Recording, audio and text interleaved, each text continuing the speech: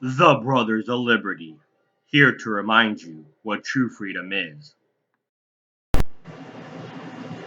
We, the people of the United States, in order to form a more perfect union, establish justice, ensure domestic tranquility, provide for the common defense, promote the general welfare, and secure the blessings of liberty to ourselves and our prosperity, do ordain and establish this Constitution for the United States of America. Hello and welcome to the Brothers of Liberty. As always, this is the older brother. Um, Today is going to be about the Constitution, and it's to refute a opinion article that was written in the New York Times, go figure, that was titled, "The whole point of the Constitution was to weaken the states." And that's a crock of bull the leftists want you to believe so they can put more government on our lives. Um, and just to take a few descriptions of the Constitution from the whitehouse.gov and constitutionus.com, which the links will be there, and the article that I'm refuting the link will also be there. Whitehouse.gov stated, and you might want to screenshot this before they change the wording, because you know the current administration may change the wording. The Constitution, as they reference it, goes, it was to create a government with enough power to act on a national level, but without so much power that fundamental rights would be at risk. ConstitutionUS.com states that the U.S. Constitution was written to protect citizens and also the states. It organized the government, and it defines the duties and limitations. Keyword, limitations. It makes laws the federal government must abide by. So, in other words, the Constitution was actually written to limit the federal government, not to strengthen it. The founding fathers just fought a war from a tyrannical government. So the last thing they wanted was a powerful government. And when you study the Constitution, you not only have to study the Constitution, you have to study the journals and diaries of the founding fathers and the framers of the Constitution. You have to study history, and you also have to study how language was wrote back then.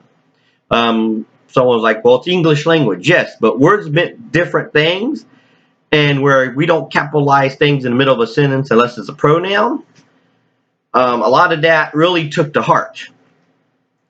And when you notice, the Articles of Confederation, and when people used to say the United States of America before the United States Constitution, United States was always lowercase and the S was capital because they wanted state rights over federal rights.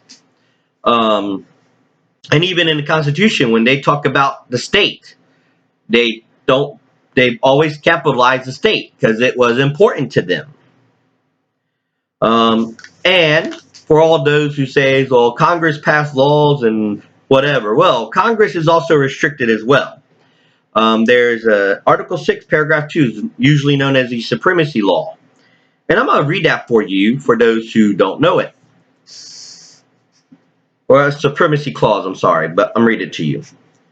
This Constitution and the laws of the United States which shall be made in pursuance thereof, and all treaties made, or which shall be made under the authority of the United States, shall be the supreme law of the land, and the judges in every state shall be bound thereby and thing in the Constitution, or laws of any state, to the contrary notwithstanding. Now, like I said, state is capitalized when they say every state. And yes, it's saying that the Constitution is the highest law of the land. Well, you know what that means? That means it's also higher than the laws made by Congress. So when Congress is making laws, red flag laws for the to circumnavigate the Fourth Amendment of the Bill of Rights in the Constitution, or putting new restrictive gun control laws, they're actually disobeying the highest law of the land. And yet no one's suing them, no one's taking them to court over treason or anything like that, because the government wants you to believe that they have all the power and the Constitution is just a piece of paper for you to wipe your butt on. It wasn't made for that. It was made to stop Congress and the federal government of doing what they're doing today. Um, Now, like I mentioned, Fourth Amendment violations, gun laws, red flag laws, all circumnavigate the Bill of Rights that is in the highest law of the land. And people don't want you to know that. The leftists don't teach the Constitution this way anymore because they want people to believe that it was made to strengthen the federal government, to give the federal government power, and to keep the people low. No, no, no. See, the United States Constitution was to empower the people over the government. Hence why we have the Second Amendment. The Second Amendment, in my opinion, is the most important because without the Second Amendment, the government can tramp all over you since you have no way to fight back. Case in point, did Stalin take away guns? Did Hitler take away the guns? Did Fidel Castro take away guns after they got in power? They took guns away from the people who they knew were going to rebel first. Why? Because they know those people wanted freedom and liberty, not tyranny and oppression. And I'm going to read the preamble of the Bill of Rights. A lot of people don't know there's a preamble to the Bill of Rights, and I'm going to read it to even further my case. The conventions of a member, I'm sorry, let me repeat that. The conventions of a number of the states having at the time of their adopting the Constitution expressed a desire in order to prevent misconstruction or abuse of its power that further declaratory and restrictive clauses should be added, and as extending the ground of public confidence in the government will ensure the beneficent ends to its institution. So in other words, the state and the people, in order for the federal government not to abuse its power, said that there should be further declaratory and restrictive clauses.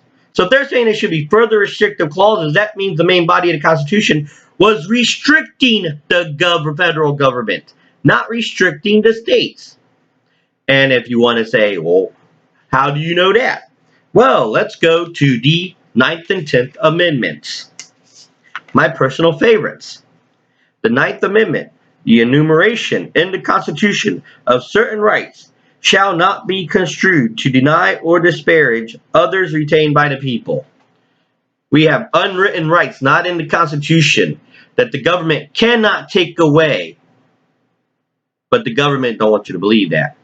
Or Amendment number 10, the powers not delegated to the United States by the Constitution or prohibited by it to the states, with state being capital, are reserved to the states respectfully or to the people. You know what that means? They didn't say the powers not delegated to the United States by Congress. They said by the Constitution, which therefore Congress cannot make any laws to restrict the states like they've been doing. That's actually in the Bill of Rights. It does not say Congress. It does not say judges. It says by the Constitution, which means that anything that wasn't in the Declaration of Independence was reserved to the states. If you can refute me on using the Constitution and the diaries of the framers of the Constitution and history, please refute me. Don't refute me with leftist, liberal, communist logic.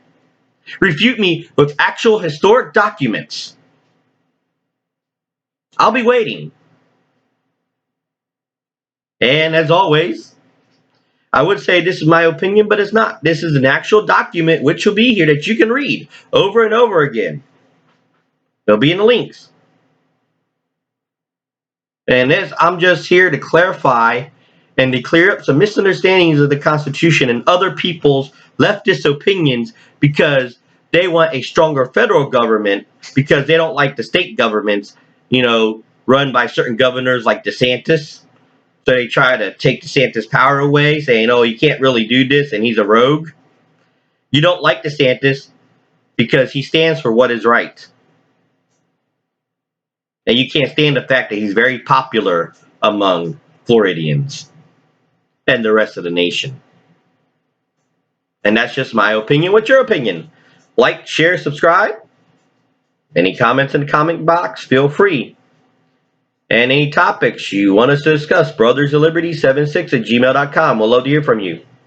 And once again, this is the older brother of liberty, reminding you what true freedom is and ought to be.